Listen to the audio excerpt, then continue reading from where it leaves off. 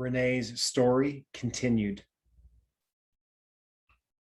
Walt was wealthy, she said, and he was about 3 years older than David, I think. Physically, Walt was basically David, but with darker hair. They were like two benevolent kings. They weren't old enough to be kings. I realize it's a tall statement to compare living humans to what we just talked about, but it was the closest thing I've ever seen in real life to those drawings. And I've seen some things. She laughed, eliciting an unplanned smile from me. Other photos, especially when Walt is in a bathing suit, especially standing near other people, you can tell how long he was. He was as tall as David. Walt's torso, he's huge and chiseled up at the top of his body, and his arms are all fibrous and rippling. And he has these powerful cut up legs, but just like freakishly little in the central aspect of his body. Okay, I said, pretending to fan myself.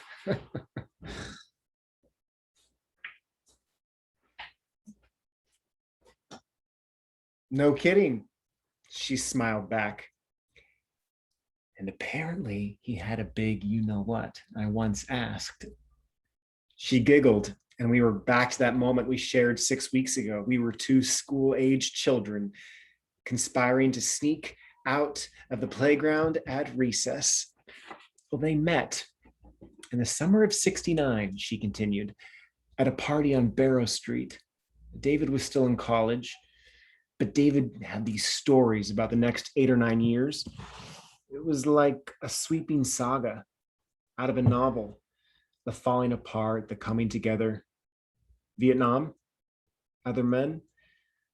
Walt had another friend who was on a vendetta in Fire Island. It was very Count of Monte Cristo, but the villain was this huge, closeted Hollywood actor who had killed his... That's a whole other day, actually, other topic. But, she continued, David had funny thoughts during that time, the interim years. He wondered if there just might be something better than Walt, and that very notion is something only David could conjure. Walt basically was the prince of Fire Island among men his age, it sounded like. All of this, is secondhand. David told me. I never met Walt. Her expression dropped. Walt bought the house himself, and then David inherited it in '83, the one I would visit. Her expression evened. David just believed he should only get 85% of the way close to someone else, because to expect more was unfair to the other person, to yourself, because they'd end up disappointing you, hurting you, which now that I'm 49, strikes me as a remarkably precocious feeling for a 20-something person, in a wise but also quite sorrowful kind of way. And when they were doing the courting, the will they or won't they dance, Walt asked David if he could help David financially. David wanted to be an actor, but he had to do other jobs, I gather, like being a call boy.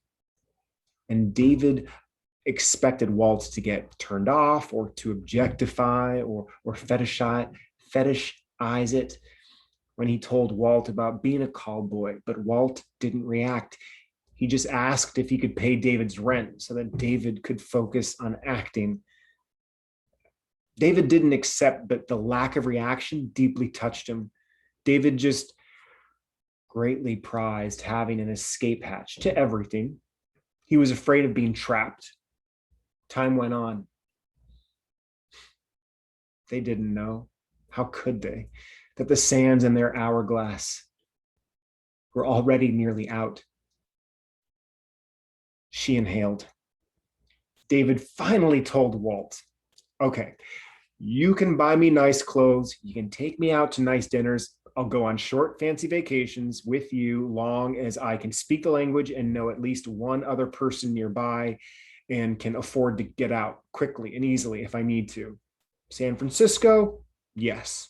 London, maybe. Berlin, I don't know. The Middle East, no. Nothing where I'm trapped, nothing where you trap me. And I think for Walt, every other man was falling over for him, horny for settling down and making a life together and riding off into the sunset. And imagine that you're used to that, Darren. And then here's this guy who's like, I think you're special, Walt. I genuinely do, but my independence is even more special. Renee smiled, seemingly just to herself. She was quiet for a moment. She shrugged her shoulders. And then she said, I think there came the point when David's love for Walt got the best of him. The act was up, which made Walt incredibly happy, especially on account of how hard he'd worked. David fell deeply. Those precious few years, 78 to 82, they traveled the world together forever. London, Paris, the south of France. Let's see. Berlin, Spain, the Australian outback, New Zealand.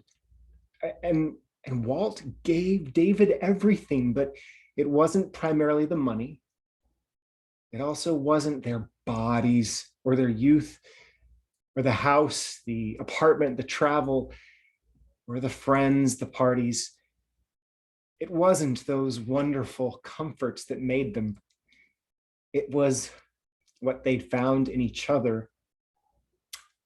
Home.